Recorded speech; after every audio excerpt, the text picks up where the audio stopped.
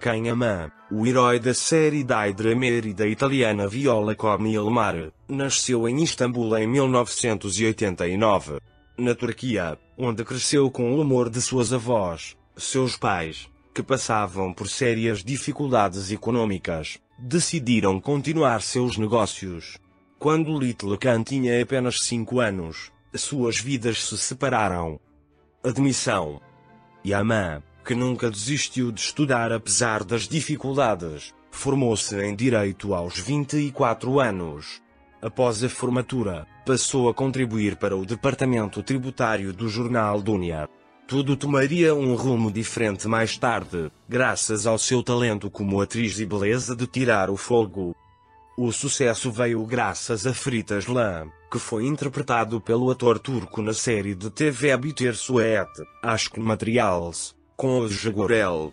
No entanto, seu sucesso na Itália veio com a série de TV de Adrião, As Asas do Sonho. A partir desse momento, Khan entrou no coração dos italianos. A atriz nascida na Turquia contou quanto trabalhou para melhorar seu italiano e as dificuldades que enfrentou durante esse processo. Foi a minha primeira vez na Itália e, acima de tudo, foi difícil para mim jogar contra o italiano. Não é incomum um turco ser o protagonista na Itália. Eu me preparei muito bem com minha professora de atuação, minha professora de italiano Francesca Rizzi.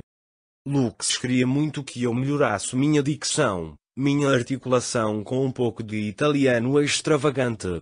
Era um papel policial que eu nunca tinha feito, então tem muitas cenas na delegacia e precisávamos de algumas palavras técnicas para memorizar. No entanto, após a confissão que chocou a todos, as palavras de Kahneman foram refletidas no jornal Corriere della Sera e nada mais foi dito a partir daquele momento. Na verdade, a história revela um lado do ator Daidramer que ninguém conhece.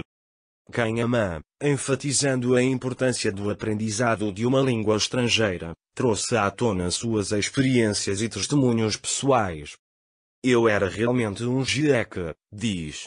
O negócio do meu pai estava cada vez pior. Eu me senti tão preso que procurei uma saída, e isso foi a educação. O autoaperfeiçoamento era a única saída. Ele também diz que escolheu o ensino médio italiano em vez do inglês. A cultura italiana sempre foi boa para mim. Gostei de tudo, desde a arquitetura até a cozinha e os carros.